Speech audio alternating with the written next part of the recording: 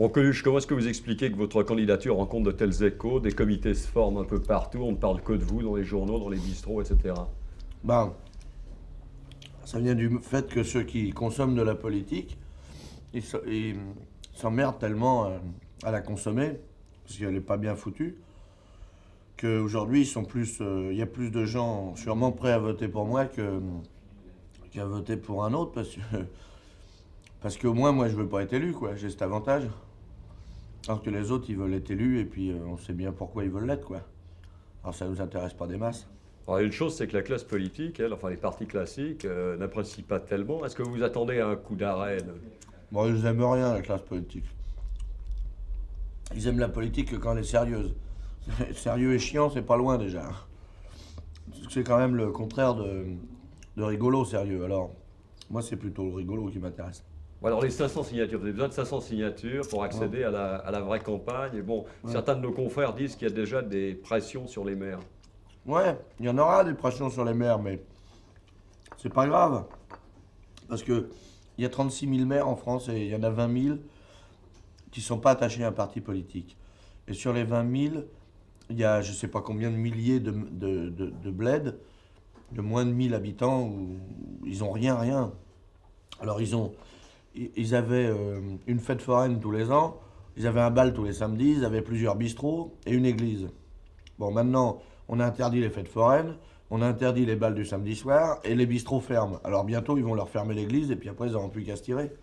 Et encore, qu'on ferme l'église, c'est quand même pas le plus grave dans l'histoire, hein. Il vaut mieux laisser le bistrot ouvert que l'église dans les bleds. Mais là, on dit à ce propos, justement, que vous promettez des galas gratuits aux maires qui vous donneront leur signature, c'est vrai? Ah ben non, c'est pas vrai, bien sûr que non. On dit ce qu'on veut, hein. Moi, je m'en fous. Du moins qu'on en parle, c'est déjà bien.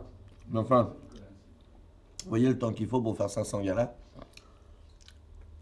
Bon, alors est-ce que vous savez aussi pour la suite qu'il y a une commission de contrôle de la dignité de la campagne? Ça vous fait pas un peu peur, là? Ben moi non, parce que moi j'ai pas menti. Alors la dignité de la campagne, je sais pas ce qu'ils veulent dire. À mon avis, ça veut dire qu'il faut pas insulter les autres candidats, mais moi je trouve que le plus insultant de l'histoire, c'est quand même la politique qu'ils nous font. Alors s'il y a vraiment une commission de censure en ce qui concerne la dignité, ils vont interdire aux hommes politiques de faire la politique qu'ils font, normalement. J'ai confiance dans la justice de mon pays. Bon, à part les abstentionnistes maintenant, où est-ce que vous pensez prendre des voix? À qui? À tout le monde, moi. Rien à foutre. Je m'intéresse pas spécialement à l'électorat, moi j'ai pas de parti. Moi, celui qui veut voter pour moi, il est le bienvenu, quel qu'il soit. Du moment qu'il y trouve des raisons, il est le bienvenu. Le fait est qu'aujourd'hui, voter pour moi, enfin, moi j'ai déclaré ma candidature comme une connerie.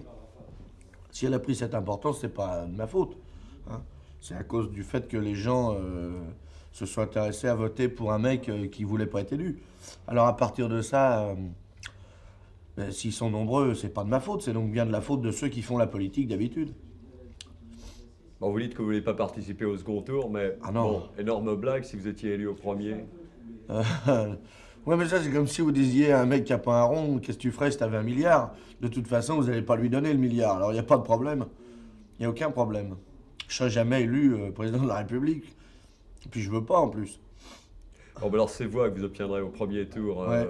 Elles serviront à faire un bordel suffisant dans les médias et dans les partis politiques pour que les types, j'espère, révisent la Constitution française qui, qui est foutue à l'as de pique. C'est-à-dire on a un pouvoir exécutif, je sais pas si c'est pas compliqué pour expliquer, mais en tout cas, il y a un mec qui commande tout seul en fait. Voilà. Et ça, c'est interdit normalement.